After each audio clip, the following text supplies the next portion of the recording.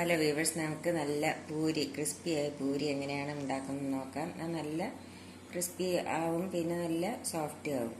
അപ്പോൾ അതിന് വേണ്ട ഇൻഗ്രീഡിയൻസ് എന്തെല്ലാമാണെന്ന് വെച്ചാൽ, ഞാൻ 1 കപ്പ് ഗോതമ്പ് പൊടി എടുത്തിട്ടുണ്ട്. പിന്നെ ഇതിന് 2 സ്പൂൺ മൈദ എടുത്തിട്ടുണ്ട്.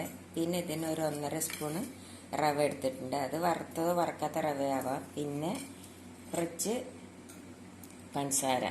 പഞ്ചസാര ഒരു നുള്ളി എടുത്തിട്ടുണ്ട്. പിന്നെ ഉപ്പും കുറച്ച് എടുത്തിട്ടുണ്ട്. പിന്നെ 1 ഗ്ലാസ് ഇളം ചൂടുള്ള പാലും എടുത്തിട്ടുണ്ട്. പിന്നെ കുറച്ച് എണ്ണയും വേണം. അപ്പോൾ അതിന് വേണ്ട സാധനങ്ങൾ ഇതെല്ലാമാണ്. അപ്പോൾ ഇനി നമുക്കത് എങ്ങനെയാണ് ഉണ്ടാക്കുന്നത് നോക്കാം. അതിനായിട്ട് നമുക്ക് ഒരു പാത്രം എടുക്കാം. അതിലേക്ക് നമുക്ക് ഈ ഗോതമ്പ് പൊടി ഇട്ട് കൊടുക്കാം. പിന്നെ ഈ റവ ഇട്ട് കൊടുക്കാം. പിന്നെ ഈ മൈദ ഇട്ട് കൊടുക്കാം.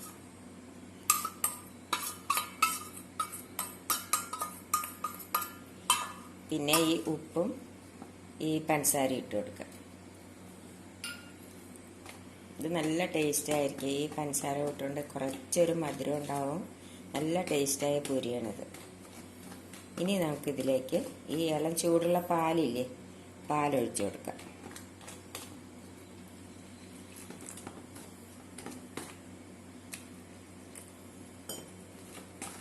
അധികം വെള്ളമായിട്ട് നമ്മൾ ചപ്പാത്തി കുഴക്കുന്ന മാതിരി അത്ര ലൂസാവാൻ പാടില്ല, കുറച്ചൊരു ഇതാവണം. ഇത് നമുക്ക് കൈ കൊണ്ടൊന്ന് നല്ലപോലെ കുഴച്ചെടുക്കാം. കുറച്ച് എണ്ണ ഒഴിച്ച് കൊടുക്കാം. ഇത് നല്ല പോലെ ഒന്ന് കുഴച്ചെടുക്കാം. അപ്പം ഞാനിത് നല്ലപോലെ കുഴച്ച്, കണ്ടില്ലേ, നല്ലപോലെ കുഴച്ച്. ഇതാണ് ഇതിൻ്റെ പാകം, കണ്ടില്ലേ. ഇനി എന്താ ചെയ്യേണ്ടതെന്ന് വെച്ചാൽ, നമുക്ക്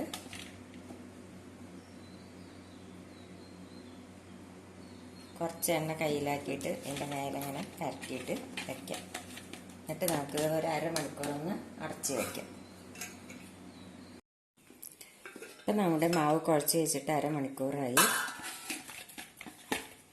ഇനി എന്താ ചെയ്യേണ്ടതെന്ന് വെച്ചാൽ, ഇത് നമുക്ക് ചെറിയൊരു ഉരുളയാക്കിയിട്ട് എടുക്കാം. ഇതേമാതിരി എന്നിട്ടത് ഇതേമാതിരി ചെറുതാക്കിയിട്ട് നമുക്ക് എടുത്ത് വയ്ക്കാം. ഒരേ വലിപ്പത്തിലാവും. ഇനി നമുക്കിത് ഓരോന്നായിട്ട് പരത്തിയെടുക്കാം.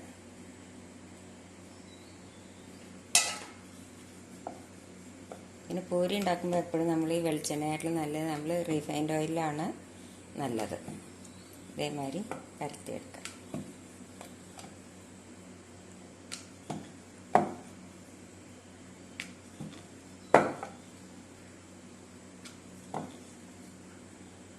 ഇനിയിപ്പോൾ നമ്മളിങ്ങനെ പൊടി കൂട്ടി കുഴച്ചില്ലേ, ഇനി പൊടി കൂട്ടാതെ നമ്മൾ കുഴക്കുകയാണെങ്കിൽ എങ്ങനെ ചെയ്യേണ്ടതെന്ന് ചോദിച്ചാൽ, അപ്പോൾ നമ്മൾ എണ്ണ പിടിക്കില്ലേ, കുറച്ച് എണ്ണ തമ്മിലിങ്ങനെ പരത്ത്, അതേമാതിരി ഇതിലും പരത്ത്. എന്നിട്ട് ഇതേമാതിരി നമുക്ക് പരത്തിയെടുക്കാൻ പറ്റും. കണ്ടില്ലേ, ഇതേമാതിരി കണ്ടില്ലേ. ഇങ്ങനെ നമുക്ക് പരത്തിയെടുക്കാം.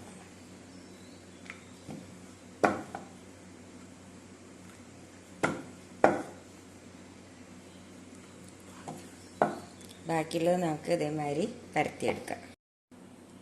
അപ്പോൾ ഞാൻ ഇതെല്ലാം പരത്തിയെടുത്ത് കഴിഞ്ഞ്, നിങ്ങൾക്ക് ഇഷ്ടമാണെങ്കിൽ പൊടി കൂട്ടി പരത്തുകയാണെങ്കിൽ എടുക്കുമെങ്കിൽ അതേമാതിരി പരത്താം. അല്ലെങ്കിൽ എണ്ണ പരത്തിയിട്ട് ഇങ്ങനെ പരത്തുകയാണെങ്കിൽ അത് നല്ലതാണ്. അപ്പോൾ പൊടി പിടിക്കില്ല എന്ന് മാത്രം.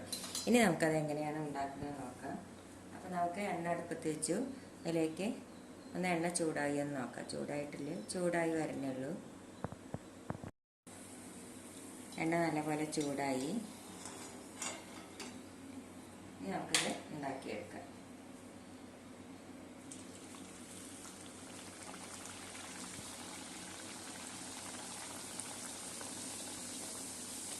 അപ്പം നമ്മളിങ്ങനെ ഒന്ന് ഇതാക്കി കൊടുക്കണം.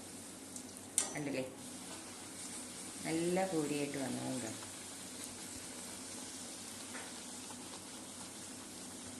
ഒരെണ്ണം കൂടി നമുക്ക് ഉണ്ടാക്കി കാണിക്കാം.